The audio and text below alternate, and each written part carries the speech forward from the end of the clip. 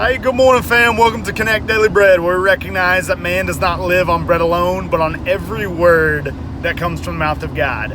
I am mobile today as I record, so go ahead and read chapter 11 of Romans on your own, and I'll just share some thoughts, some things that stood out from that chapter for me. So we see Paul lay out that he's the apostle to the Gentiles.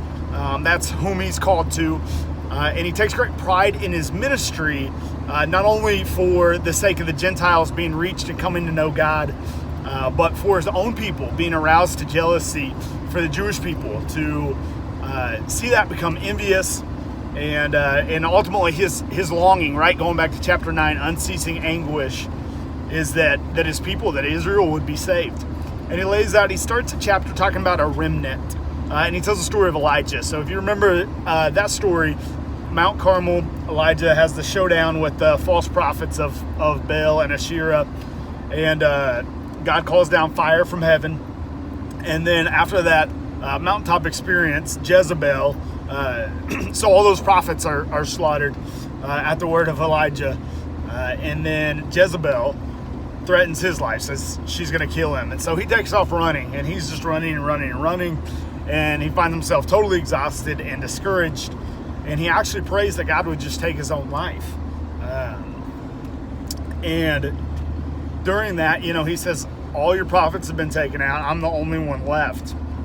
And God relays to him that he's reserved a remnant. In that case, 7,000 that had not bent the knee and worshiped Baal. That there was a remnant that was faithful to him. And so something important to take away from that text, from Paul laying out, hey, there's a remnant that's faithful to God and Israel. It's really important for us to be encouraged in the Lord that there's a remnant of faithful disciples that are truly living for Christ, that are truly dead to themselves, alive to Christ, and absolutely committed to his church and committed to his mission. And I know for me, there's been times of discouragement brought about by honestly exhaustion, and then feeling like there weren't that many people doing it. And I'm not speaking about the campus ministry, I'm not speaking about Connect, but we just live in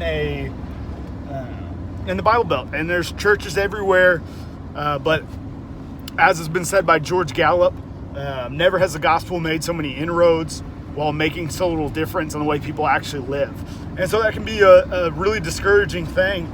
But we can find encouragement and zoom out of that doubt, that negativity, that false assessment of somehow we're the only ones. And no, there's many out there.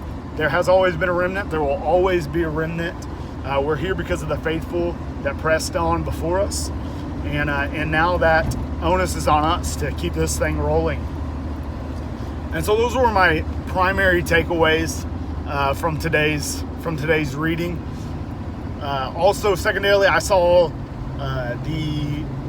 the talk of consider God's kindness and consider God's sternness. And I think that's really significant. Today, it is far more often to hear of God's kindness, which is unbelievable. There's no kindness and mercy and love like God's. It truly cannot be exaggerated. So I'm not indicating in any which way that that's talked about too much, or that it's over exaggerated. His kindness cannot be over exaggerated, but also we should not neglect his sternness. We're told that the beginning of wisdom is fear of the Lord, and so recognition of his power and recognition of his justice and his sternness.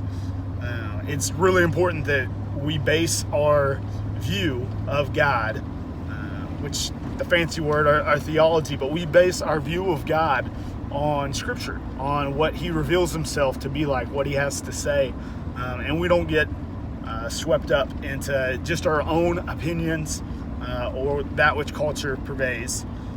So those are the things that stuck out to me, and I love you guys. Have a great day. Go ahead and comment what stood out to you. Take care.